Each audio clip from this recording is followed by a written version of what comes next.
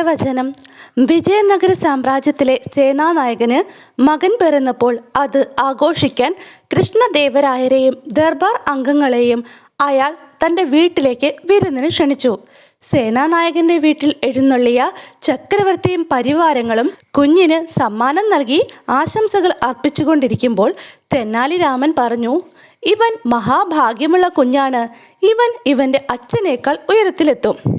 അതെങ്ങനെ നിങ്ങൾക്ക് ഇപ്പോഴേ ഉറപ്പിക്കാൻ പറ്റും? ചക്രവർത്തി തെന്നാലി രാമനോട് ചോദിച്ചു. ഭാവിയുടെ വാഗ്ദാനങ്ങളായ കുഞ്ഞുങ്ങളെ അവർ തൊട്ടിലിൽ കിടക്കുമ്പോഴേ തിരിച്ചറിയാം. അവർക്ക് അതിൻ്റെ അടിസ്ഥാന ലക്ഷണങ്ങളുണ്ടാകും. തെന്നാലി രാമൻ്റെ ഈ പ്രവചനം കൂടെയുണ്ടായിരുന്ന മറ്റ് ദർബാർ അംഗങ്ങൾക്ക് ഇഷ്ടമായില്ല. തെന്നാലി രാമൻ സേനാനായകൻ്റെ പ്രീതി പിടിച്ചു പറ്റാൻ വേണ്ടി പറയുന്ന നുണകളാണിതൊക്കെ. ഗ്രഹനില നോക്കാതെ ആർക്കും ആരുടെയും ഭാവി പറയാനാവില്ല. കൊട്ടാരം ജ്യോത്സ്യൻ രാജപുരോഹിതനോട് പറഞ്ഞു. ശരിയാണ്, രാമൻ മറ്റുള്ളവരുടെ ശ്രദ്ധ പിടിച്ചു പറ്റാൻ ഇതുപോലെ പല സൂത്രങ്ങളും പയറ്റാറുണ്ട്. കണ്ടോ, ഈ ഒരൊറ്റ പ്രവചനം കൊണ്ട് ചക്രവർത്തി തിരുമനസിനേക്കാൾ പ്രാധാന്യം അവിടെ അയാൾക്ക് കിട്ടുകയും ചെയ്തു. സേനാനായകൻ്റെ ബന്ധുമിത്രാദികൾ ആദരവോടെ വളഞ്ഞു നിൽക്കുന്ന തെന്നാലി രാമനെ നോക്കി രാജപുരോഹിതൻ പറഞ്ഞു, ഇതിന് ഇയാൾക്കൊരു കൊട്ടുകൊടുത്തേ പറ്റൂ. ഇയാളുടെ വലിയ ആളാകൽ നമുക്ക് അവസാനിപ്പിക്കണം. ഗുണസുന്ദരൻ എന്ന ഒരു ദർബാർ അംഗം രാജപുരോഹിതൻ്റെ കാതിൽ പറഞ്ഞു. അതിന് ഞാൻ വഴി കണ്ടിട്ടുണ്ട്, നിങ്ങൾ കണ്ടോ?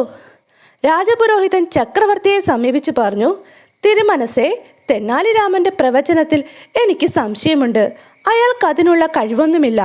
അയാൾ സേനാനായകനെയും ബന്ധുക്കളെയും സന്തോഷിപ്പിക്കാൻ വേണ്ടി പുകഴ്ത്തിയതാണ്. അത് നിങ്ങൾക്ക് എങ്ങനെ അറിയാം? അയാൾ നല്ല ഉൾക്കാഴ്ചയുള്ള മനുഷ്യനാണ്. സൂക്ഷ്മ നിരീക്ഷണത്തിലൂടെ തെന്നാലി രാമന് കാര്യങ്ങൾ ഗ്രഹിക്കാനുള്ള പാടവമുണ്ട്. ചക്രവർത്തി പറഞ്ഞു, അങ്ങ് പറയുന്നത് ശരിയാണെങ്കിൽ അതൊരു നല്ല കാര്യം തന്നെയാണ്. പക്ഷേ അയാൾക്ക് അതിനുള്ള കഴിവുണ്ടോ എന്ന കാര്യത്തിൽ സംശയമുണ്ട്. മറ്റു ദർബാർ അംഗങ്ങളും രാജപുരോഹിതൻ്റെ കൂട്ടത്തിൽ ചേർന്നു. പക്ഷേ അതെങ്ങനെ തെളിയിക്കാൻ പറ്റും? നിങ്ങളുടെ മനസ്സിൽ അതിനു പറ്റിയ വല്ല ആശയവുമുണ്ടോ? കൃഷ്ണദേവരായർ ചോദിച്ചു. എനിക്കൊരാശയം തോന്നുന്നു, രാജപുരോഹിതൻ പറഞ്ഞു. എന്താണത്? സ്വർണം കൊണ്ട് ഒരുപോലുള്ള 2 ചെറിയ കലശങ്ങൾ ഉണ്ടാക്കണം.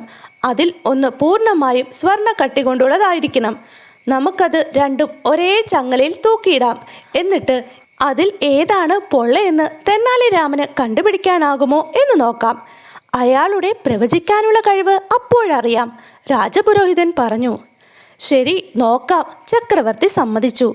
പിറ്റേന്ന് തന്നെ രാജപുരോഹിതന്റെ നേതൃത്വത്തിൽ സ്വർണ്ണ കലശങ്ങൾ ഉണ്ടാക്കി ദർബാറിന്റെ നടുവിൽ കൈയെത്താത്ത അകലത്തിൽ 2 ചങ്ങലകളിൽ തൂക്കിയിട്ടു. എന്നിട്ട് ചക്രവർത്തി തെന്നാലി രാമനെ വരുത്തി. തെന്നാലി രാമൻ, താങ്കൾ ഇന്നലെ സേനാനായകന്റെ മകന്റെ ഭാവിയെക്കുറിച്ച് പ്രവചിച്ചല്ലോ. ഒരു കുട്ടിയുടെ ബാഹ്യലക്ഷണങ്ങൾ നിരീക്ഷിച്ചാൽ അവൻ്റെ ഭാവി മനസ്സിലാക്കാമെന്നാണല്ലോ പറഞ്ഞത്. അതേ തിരുമനസേ, തെന്നാലി രാമൻ സമ്മതിച്ചു. തൂക്കിയിട്ടിരിക്കുന്ന സ്വർണ്ണ കലശങ്ങൾ ചൂണ്ടിക്കാട്ടിയിട്ട് ചക്രവർത്തി ചോദിച്ചു, എങ്കിൽ ആ സ്വർണ്ണ കലശങ്ങളിൽ ഏതാണ് പൊള്ളയെന്നും ഏതാണ് സ്വർണ്ണക്കട്ടി കൊണ്ട് തീർത്തതെന്നും നിരീക്ഷണത്തിലൂടെ പറയാമോ? നിങ്ങൾ അത് തൊടാതെ മാറി നിന്ന് നോക്കി കണ്ടുപിടിച്ചാൽ ആ 2 കലശങ്ങളും നിങ്ങൾക്കുള്ളതായിരിക്കും. അതിൽ പരാജയപ്പെടുകയാണെങ്കിൽ അത്രയും അളവിലുള്ള സ്വർണം താങ്കൾ തരാൻ ബാധ്യസ്ഥനായിരിക്കും. എന്താ, സമ്മതമാണോ? സമ്മതമാണ്, ചുറ്റും നോക്കിയിട്ട് തെന്നാലി രാമൻ പറഞ്ഞു. രാജപുരോഹിതനും കൂട്ടരും തന്നെ കുടുക്കാനൊരുക്കിയ തന്ത്രമാണെന്ന് തെന്നാലി രാമന് മനസ്സിലായി. കെട്ടിത്തൂക്കിയിട്ടിരുന്ന കലശങ്ങൾക്ക് താഴെ ചെന്ന് നിന്ന് തെന്നാലി രാമൻ അവയെ നിരീക്ഷിച്ചു. ഇവൻ്റെ എല്ലാ സൂത്രവും ഇന്നു പൊളിയും, രാജപുരോഹിതൻ കൂട്ടുകാരോട് വിജയഭാവത്തിൽ പറഞ്ഞു.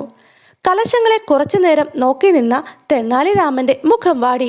വലിയ പരീക്ഷണത്തിൽപ്പെട്ടതുപോലെ അയാൾ നെറ്റി തടവി. ഇടയ്ക്കിടെ ദീർഘനിശ്വാസം ഉതിർത്തു. അത്രയുമായപ്പോൾ രാമൻ്റെ എതിരാളികളുടെ സന്തോഷം വർദ്ധിച്ചു. അല്പനേരം കഴിഞ്ഞ് തെന്നാലി രാമൻ ചക്രവർത്തിയെ വണങ്ങിയിട്ട് പറഞ്ഞു, തിരുമനസേ, വലതുവശത്തുള്ള കലശം സ്വർണ്ണക്കട്ടി കൊണ്ട് തീർത്തതാണ്. ഇടതുവശത്തുള്ളത് പൊള്ളയും. രാജപുരോഹിതൻ്റെയും കൂട്ടരുടെയും ശ്വാസം നിലച്ചുപോയി. സിംഹാസനത്തിൽ നിന്ന് ഇറങ്ങിച്ചെന്ന് ചക്രവർത്തി തെന്നാലി രാമനെ ആലിംഗനം ചെയ്തു. ശരിയാണ്, നിങ്ങൾ മഹാകേമൻ തന്നെ. നിങ്ങൾ എങ്ങനെയാണത് മനസ്സിലാക്കിയത്? അത് നിസാരമാണ് തിരുമനസേ. ഞാൻ പ്രധാനമായും നിരീക്ഷിച്ചത് കലശങ്ങൾ തൂക്കിയിട്ടിരിക്കുന്ന ചങ്ങലകളെ ആയിരുന്നു. സ്വർണ്ണക്കട്ടി കൊണ്ട് നിർമ്മിച്ച കലശത്തിലെ ചങ്ങല ഭാരം കൊണ്ട് വലിഞ്ഞു മുറുകിയിരുന്നു. എന്നാൽ പൊള്ളയായ കലശം തൂക്കിയിട്ടിരുന്ന ചങ്ങല അത്ര വലിഞ്ഞു മുറുകിയിരുന്നില്ല.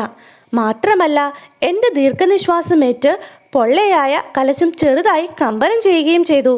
എന്നാൽ സ്വർണ്ണക്കട്ടി തൂക്കിയിട്ടിരുന്ന ചങ്ങലയിൽ അതിനൊരു മാറ്റവും ഉണ്ടാക്കാനായില്ല. അങ്ങനെയാണ് ഞാൻ പൊള്ളയായ കലശത്തെയും പൊള്ളയല്ലാത്ത കലശത്തെയും എളുപ്പത്തിൽ തിരിച്ചറിഞ്ഞത്. തെന്നാലിരാമൻ പറഞ്ഞു. താങ്കളുടെ നിരീക്ഷണ പാടവം അസാമാന്യം തന്നെ. ചക്രവർത്തി തെന്നാലിരാമനെ വാനോളം പുകഴ്ത്തി. അദ്ദേഹം 2 കലശങ്ങളും സന്തോഷത്തോടെ തെന്നാലിരാമന് സമ്മാനിച്ചു.